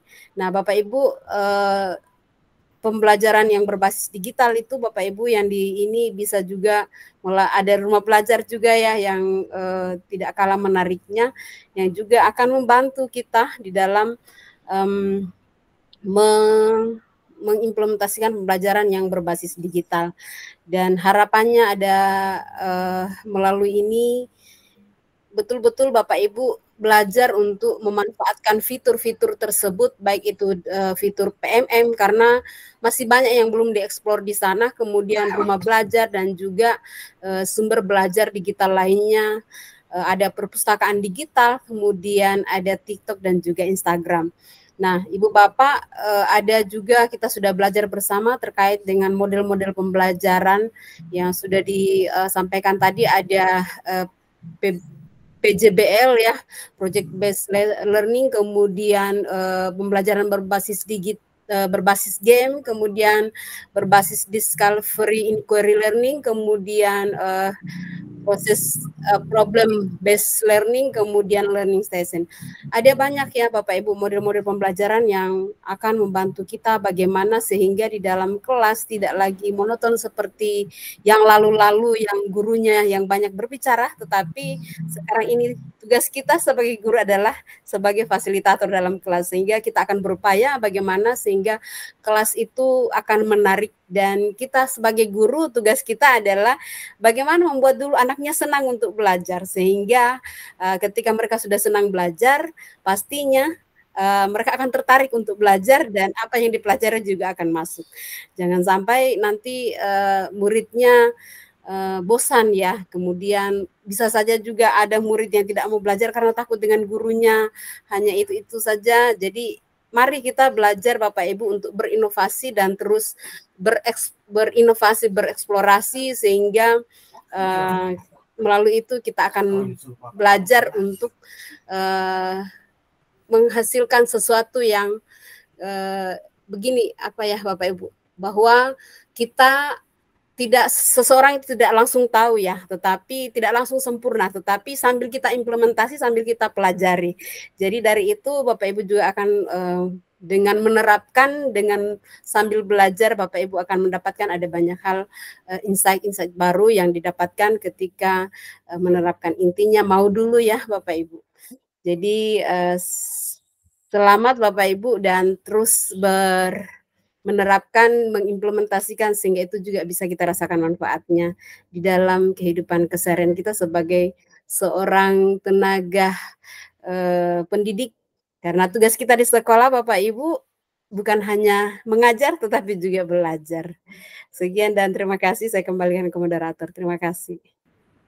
Baik, terima kasih Ibu Milka, tutor dari PTP ya. Baik, kita akan lanjut ke pemateri yang ketiga, yaitu terkait dengan modul 6 pengelolaan kelas terintegrasi TIK dalam pembelajaran. Nah, ini juga sudah hadir di tengah-tengah kita. Pemateri ketiga ini yaitu adalah Pak Kelikian Pradana. Ya, beliau adalah Duta Teknologi Kemendikbudristek Provinsi Jawa Tengah tahun 2019. Baik, Pak Kelik, apakah sudah siap? Suara saya sudah terdengar, Mas? Sudah aman, aman, sudah jelas. Oke, baik. Baik, waktu dan tempat kami persilakan. Baik, terima kasih Mas Nasrul. Halo Bapak Ibu semua, Assalamualaikum warahmatullahi wabarakatuh.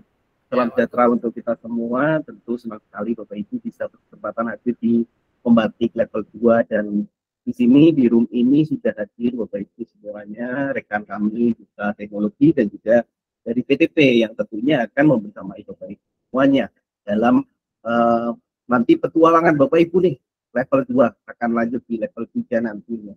Nah, Bapak Ibu semua, sebelumnya perkenalkan saya Kelikian Pradana, saya Duta Teknologi dari Jawa Tengah, dan tentunya nanti akan membersamai Bapak Ibu semuanya di modul 6 Bapak Ibu tentang pengelolaan kelas terintegrasi TIK dalam.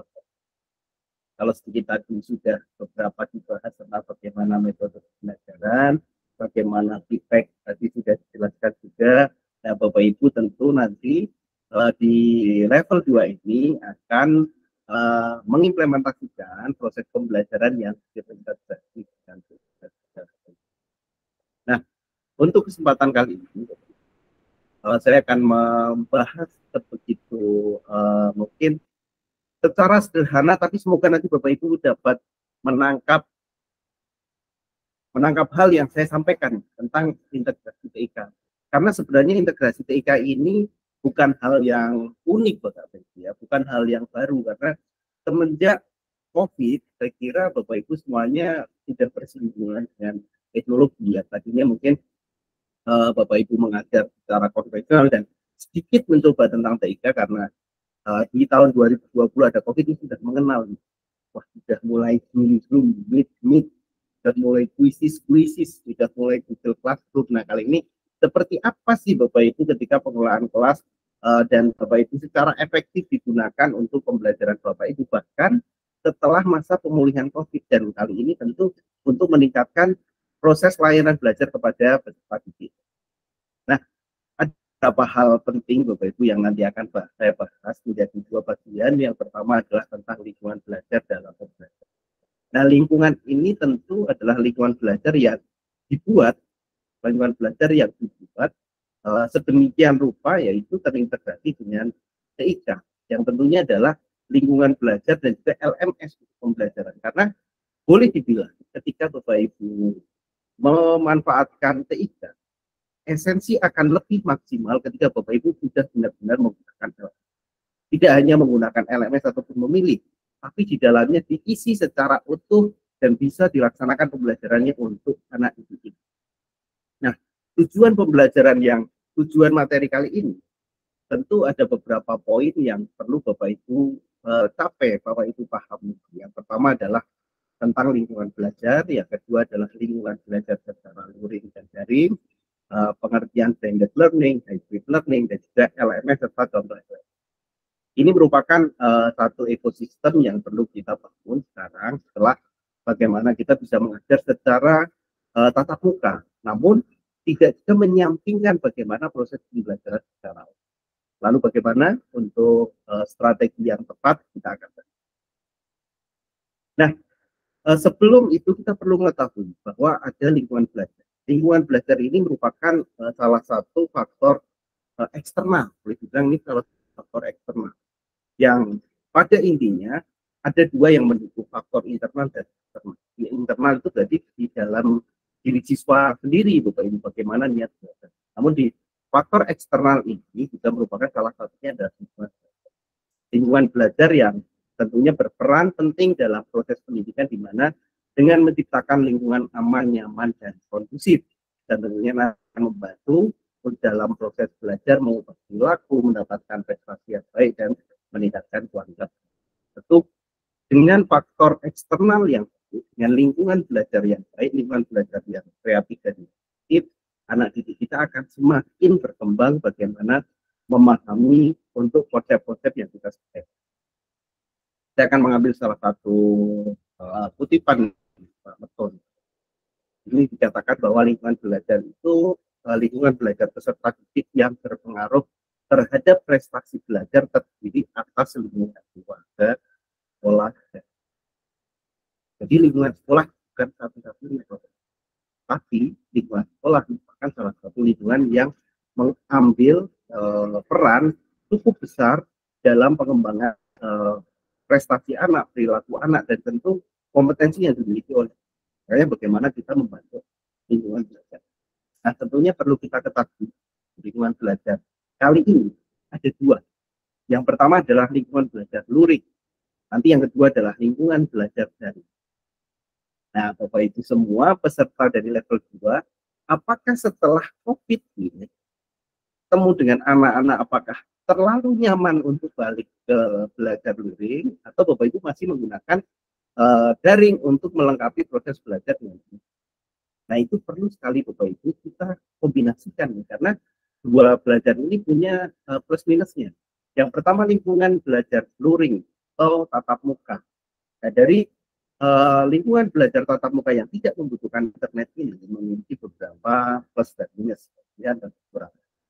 Tentu kelebihannya adalah salah satunya adalah yang paling berasa adalah konteks sosial yang kaya. Ini menurut saya yang paling sentuhan kita ke anak-anak, perasaan kita ke anak-anak itu tidak akan pernah tergantikan. Jadi luring ini memang cara di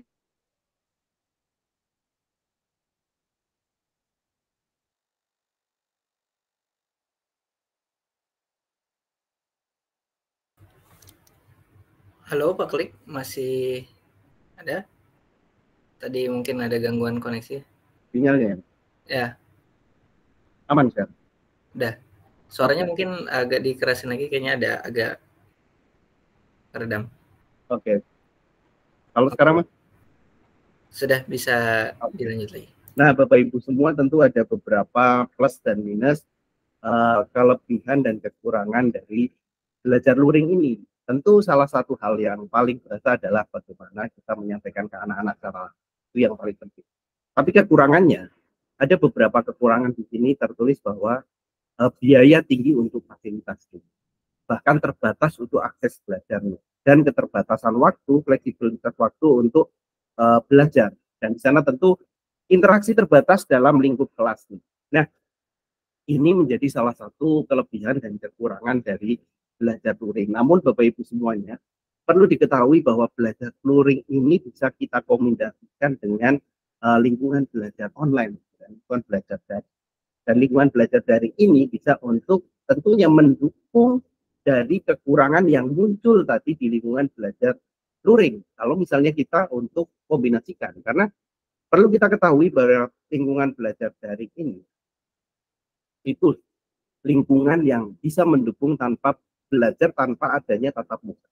Tapi tentu perlu jaringan internet, perlu adanya platform teknologi yang mendukung. Nah, di sini ada kelebihan dan kekurangannya. Kelebihannya alternatif tanpa membutuhkan kehadiran fisik, seperti yang kita lakukan. Mendorong kemandirian dan interaksi jarak jauh. Sumber belajar berlimpah dan TIK yang intensif.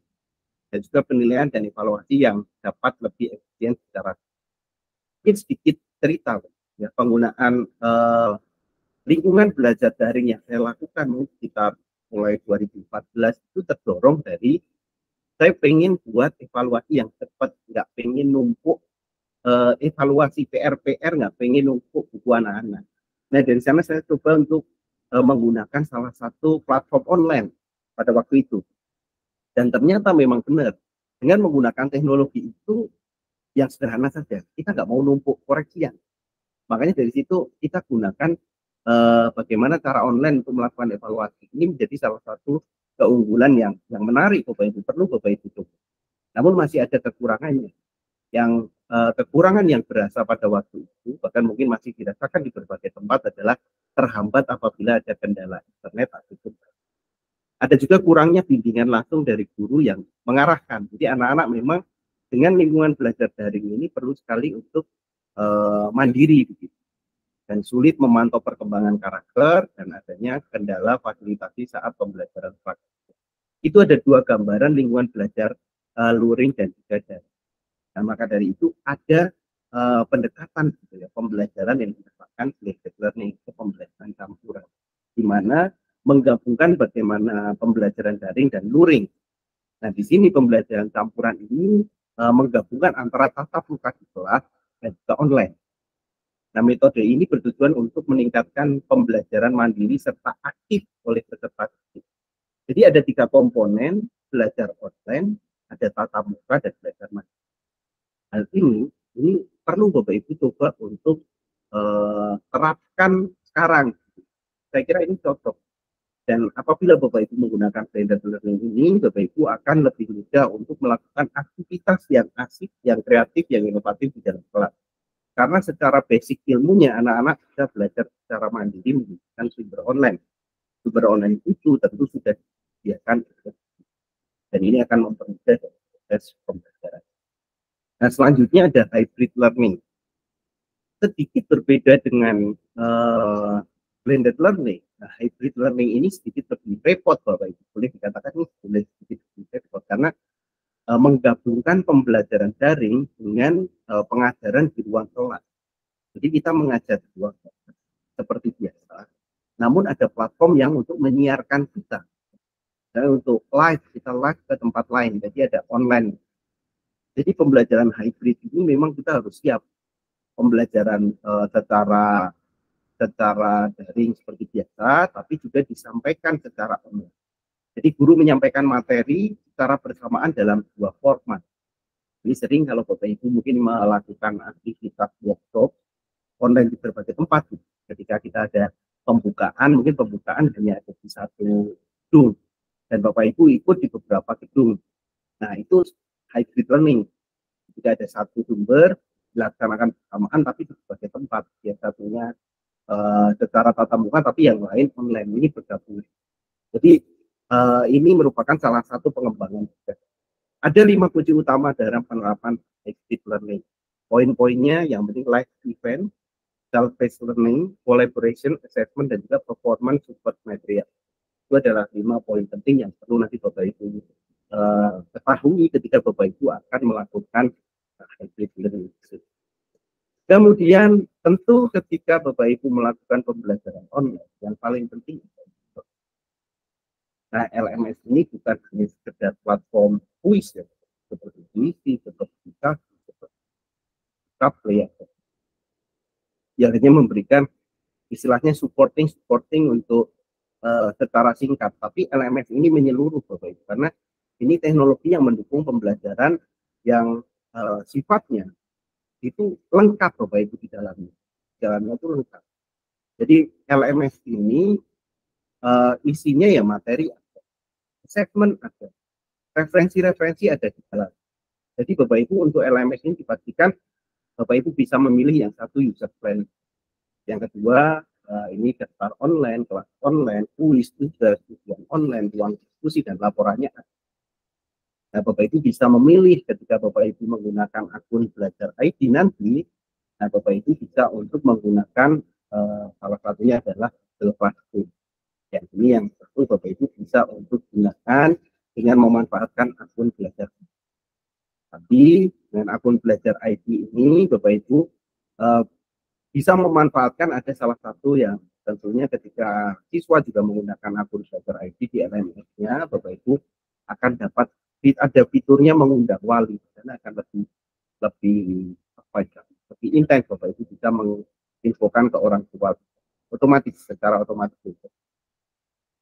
Nah, Google Classroom ini merupakan salah satu yang basic LMS yang paling basic menurut saya, Bapak.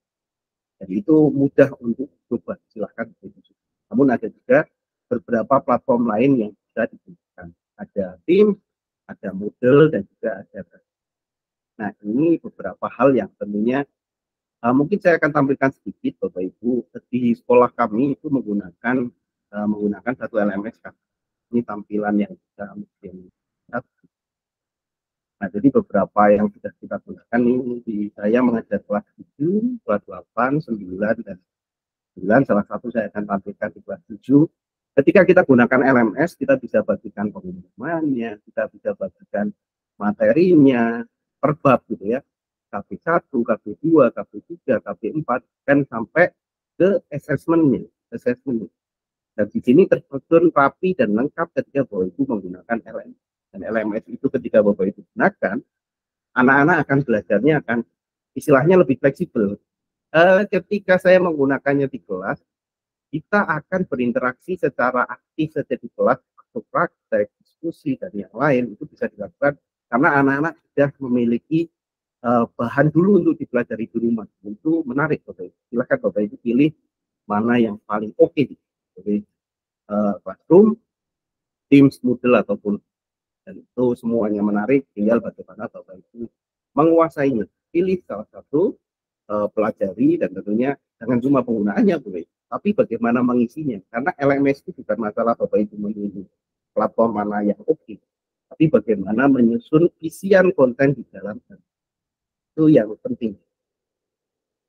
Nah, kalau sudah, ini Bapak Ibu, untuk sudah di segmen bagian yang kedua, saya akan coba menjelaskan sedikit tentang pengelolaan kelas yang terintegrasi BK untuk pembelajaran kolaboratif dan pusat pada peserta. Nah, kalau untuk pengelolaan kelas ini, tidak harus LMS, tapi Bapak Ibu bisa untuk menggunakan berbagai platform.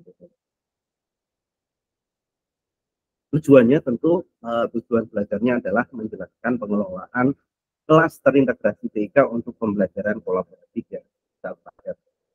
Itu adalah memahami refleksi dan praktik baik dalam pengelolaan kelas terintegrasi BK untuk pembelajaran kolaboratif berpusat pada peserta. Nah, ini coba Pak. Ini sedikit kompleks Bapak Ibu. Bayangkan aja deh Bapak Ibu, cara sederhana tuh. Seorang guru datang ceramah, habis ceramah menjelaskan, anaknya suruh baca bergantian. Setelah itu diberikan soal. Setelah latihan soal sudah. Gimana perasaan Bapak Ibu ketika menjadi muridnya? Kalau misalnya Bapak Ibu datang menjelaskan, kalau sudah selesai menjelaskannya latihan soal. Nah, pasti sebagai murid boring banget Bapak Ibu. Bahkan di komik ini di bagian akhir ditulis, loh kok nilai siswaku hanya segini? Apa ada yang salah dengan cara aku mengajar? Nah, itu perlu kita refleksi. Bapak Ibu mungkin boleh tulis di kolom komentar YouTube, tuliskan bagaimana pendapat Bapak Ibu mengenai pembelajaran yang dilakukan Hugenbist ini. Terus bagaimana solusinya menurut Bapak Ibu semua. Dan yang terakhir, pernah nggak Bapak Ibu ada di situasi yang mirip? Tulis di kolom komentar, silahkan tulis di kolom komentar pendapat Bapak Ibu dari komik, sedikit komik ini Bapak Ibu.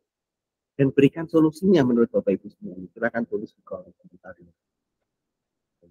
Nah, ini yang salah satu yang istilahnya teori yang disampaikan oleh Edgar Thiel.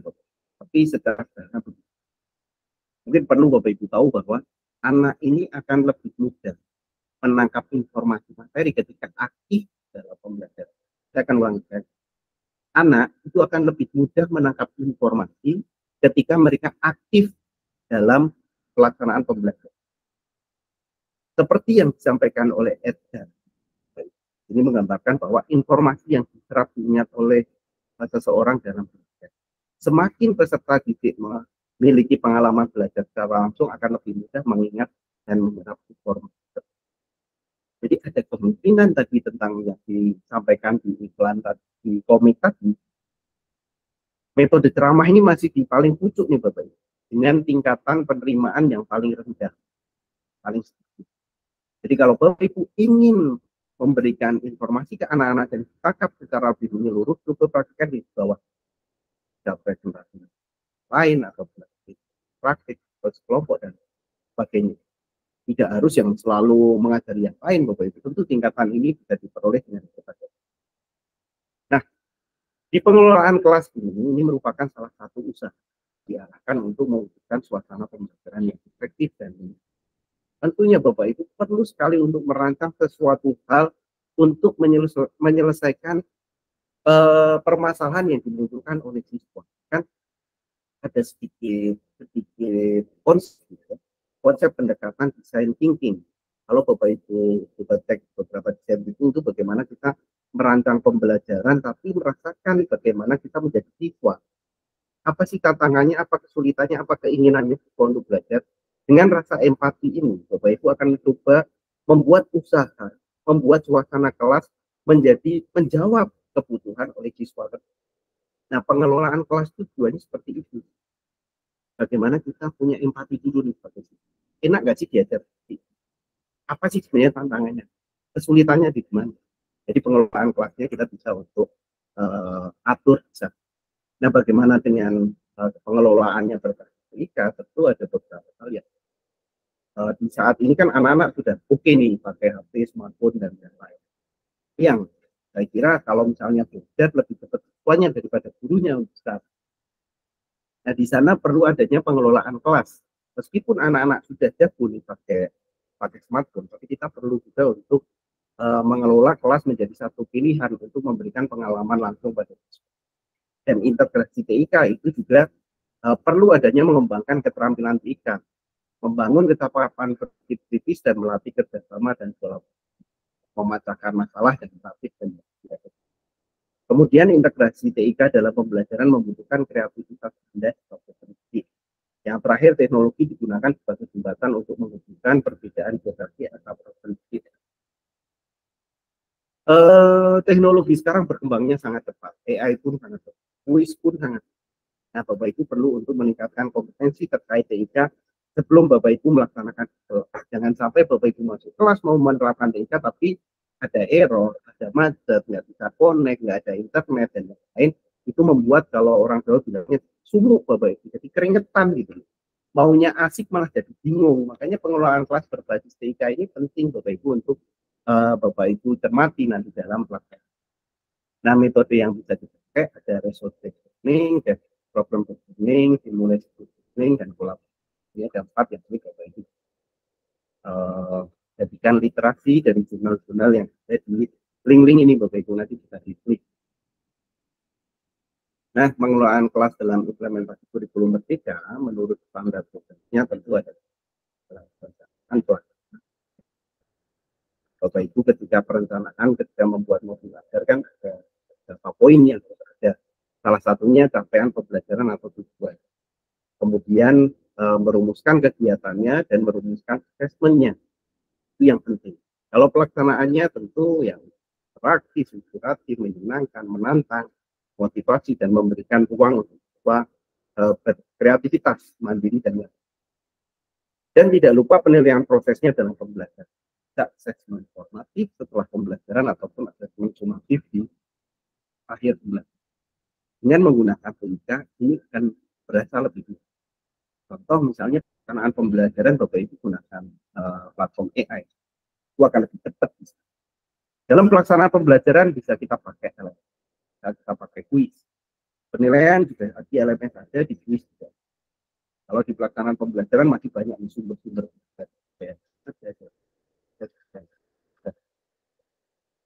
Nah, tipsnya dan Bapak Ibu untuk menerapkan itu pendidik perlu mengembangkan kompetensinya, terutama dalam pengelolaan kelas. Ini penting, ini paling penting. Bapak Ibu perlu belajar. Yang kedua, pendidik perlu fleksibel dan adaptasi. Yang ketiga, coba melibatkan peserta didik untuk penggunaan pendidikan. Yang keempat, umpan balik, refleksi, dan evaluasi. Yang kelima, kolaborasi dengan rekan kerja lain. Yang ketiga adalah berbagi dengan baik. Sekali lagi, yang paling penting dari yang pertama adalah dari gurunya sudah siap. Nanti kalau misalnya gurunya sudah siap atau belum, nanti yang kedua adalah bagaimana Bapak Ibu semua tentunya perlu untuk mempraktekkan, setelah mempraktekkan umpan balik dan evaluasi, kemudian coba diskusikan di komunitas. Kalau sudah siklusnya ketemu evaluasinya, hal baik, hal buruknya, evaluasi lagi, lakukan kembali. Dan menemukan tentunya nanti proses pembelajaran. Nah, nanti langkah-langkah pengelolaan kelasnya hampir sama Bapak Ibu ya. Yang pertama adalah situasi awal, tingkatkan kompetensi, pilih platform yang tepat, gunakan pendekatan pembelajarannya silakan dipilih, kemudian umpan balik dan memberikan motivasi apresiasi kemajuan belajar. Nah, ini adalah salah satu praktik baik dari rekan kami yang bahkan di blank spot Bapak Ibu ya, tidak ada internet seperti apa Bapak Ibu bisa untuk video smart classroom. strategi membangun pembelajaran tanpa internet dari lembah Telaga Puncak. Seperti apa nih Bapak Ibu bisa untuk simak bahkan penggunaan TIK tapi tidak ada internet nih. Ini menjadi salah satu tantangan ke teman-teman kami yang ada di daerah luar. Nah itu pasti akan di daerah beberapa daerah yang tentunya menantang, pasti nanti akan muncul inovasi. Nah yang terakhir adalah refleksi pembelajaran. Refleksi ini digunakan untuk meninjau secara rinci proses pembelajarannya. Itu bisa cek ide-ide refleksi pembelajaran di PMN untuk mengakses refleksi. Contoh-contoh. Dan juga selain refleksi guru, praktek semuanya ada di PMM. Karena praktik baik ini yang muncul di PMM beberapa adalah yang pendekatan paling efisien atau pendekatan yang prosedur yang telah terbukti dan berhasil dan dapat dilakukan ulang.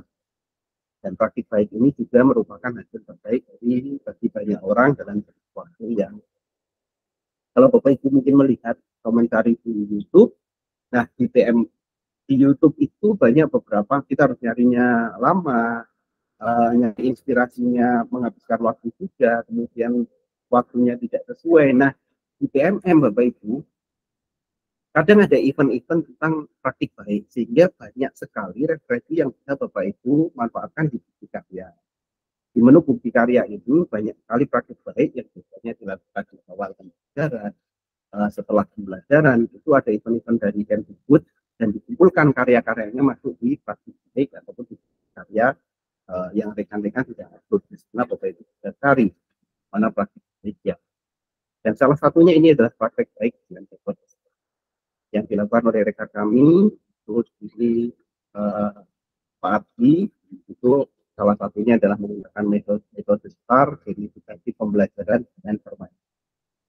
Nah, saya kira itu Bapak Ibu untuk gambarannya. Mungkin dalam waktu singkat ini tidak bisa dijelaskan secara rinci, secara detail, tapi saya kira gambarannya Bapak Ibu ketika Bapak Ibu mau menerapkan pembelajaran kita ataupun pembelajaran di dalam kelas kita yang paling penting adalah satu Bapak Ibu tingkatkan kompetensi penggunaan itu yang paling supaya nanti ketika Bapak Ibu melaksanakan metode pembelajaran yang terintegrasi dengan kita tidak merasa kebingungan atau tidak. Nah, sebelum diterapkan dengan anak-anak, coba terapkan dengan mulai cari dulu permasalahan yang mungkin muncul. Kalau sudah selesai, coba cari atau minta umpan balik. Kembalikan, bagikan kepada rekan-rekan, lakukan refleksi kembali, tingkatkan kembali penggunaan TIK. Apabila Bapak Ibu nanti ingin membuat praktik baik, kemungkinan coba praktekkan dulu 1-2 kali. Kemudian kalau yang ketiga baru bisa direkam ataupun baru bisa dibuat praktik baik. Ketika memang benar-benar sudah lancar dilakukan kelas. Sehingga nanti hasil karya praktik baik Bapak Ibu itu memang relevan dan sudah dicoba berkali-kali dan hasilnya bisa diduplikasi oleh rekan-rekan. Saya kira itu Bapak Ibu untuk materi yang saya sampaikan tentang bagaimana integrasi pengelolaan kelas. Dan saya kembalikan ke Mas Nasir. Terima kasih. Terima kasih Pak Klik atau sapanya biasanya Mr. Klik ya kalau di media sosial. Baik, itu tadi paparan disampaikan untuk modul 6 ya atau pemateri kita pada kali ini ya, pertemuan sinkronus kelas 45. Namun sebelum saya akhiri ya, Bapak Ibu peserta, saya ingatkan untuk berdiskusi di Google Chat ya, tidak berdiskusi di atau menyapa di Google atau di YouTube ya ketika chat di streaming. Nah, sebelum saya akhiri, mungkin ada penguatan lagi, mungkin Bu Ira masih hadir ya? Mungkin sedikit penguatan lagi ya, karena tadi di awal agak terkendala. Mungkin Bu Ira bisa disampaikan kembali terkait dengan penguatan webinar kita kali ini. Baik, terima kasih Pak Nasrul. Mohon maaf Bapak dan Ibu peserta, karena ini juga sedang dalam perjalanan, mungkin sekitarnya bising. Ya, Bapak dan Ibu peserta yang saya hormati. Ya, sebelumnya perkenalkan saya Miradiah dari BPBD Sulawesi Selatan. Saya seorang BPBD. Dan sebelum saya lanjut juga, saya ingin mengucapkan selamat ya kepada Bapak dan Ibu peserta sudah berhasil masuk ke pembatik level 2 ini. Semoga akan berlanjut ke level 3, level 4, dan semoga ada di antara kita yang keluar sebagai duta teknologi. Amin. Ya, Bapak dan Ibu peserta, ketiga pemateri sudah menyampaikan materi yang sangat bagus untuk kita implementasikan dalam pembelajaran. Ya, seperti yang sudah disampaikan oleh teman-teman saya juga, mau tidak mau, suka tidak suka, saat ini kita sedang berhadapan dengan era di mana TIK itu menjadi rajanya, ya. Jadi kita jangan mau kalah dengan anak-anak yang sudah dari sejak lahir, mungkin yang anak-anak yang kita hadapi saat ini itu anak-anak yang sejak lahir sudah mengenal perangkat teknologi, ya. Jadi ayo Bapak Ibu kita belajar, ya kita berkolaborasi dengan teman. Jadi saat ini juga saatnya untuk berkolaborasi. Jangan kita pintar sendiri, ya. Tapi ajak teman untuk berkolaborasi. Ya, saya ucapkan selamat kepada Bapak dan Ibu yang sudah mau dan sudah ingin masuk ke dalam seleksi pembatik ini. Ya, keinginan Bapak untuk masuk ke sini saja itu merupakan itu sudah merupakan suatu kekuatan ya. Jadi percayalah pada kekuatan dari kerja keras yang tulus ya. Semangat Bapak Ibu untuk melanjutkan ke level-level selanjutnya. Jangan lupa untuk belajar, kemudian mengupload tugas-tugas ya.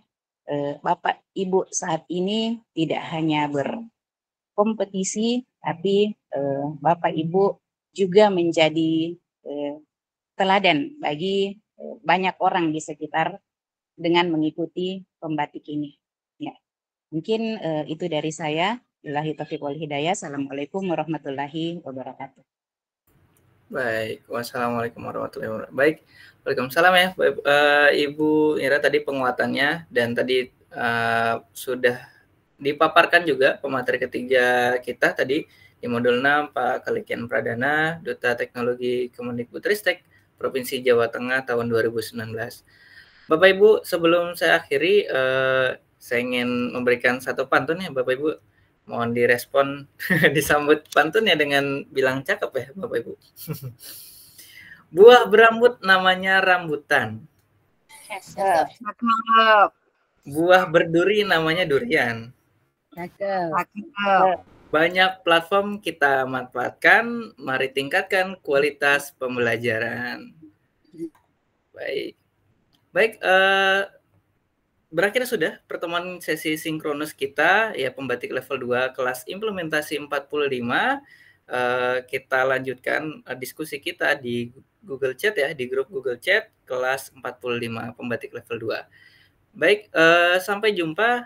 Kita bertemu lagi di Google Chat ya. Kita akan melanjutkan diskusi dan baik yang ingin bertanya terkait dengan tugas-tugasnya atau seputar modul-modul yang telah disampaikan oleh pemateri kita yang tadi sudah dipaparkan.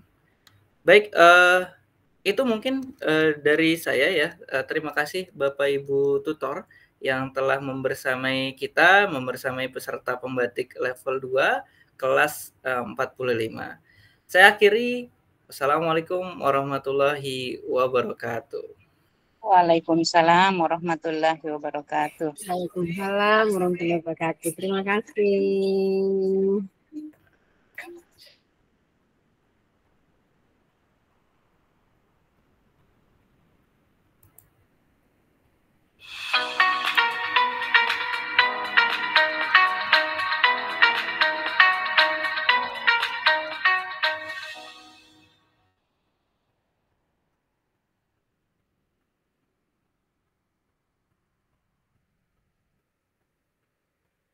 Baik, terima kasih. Saya stop share screen.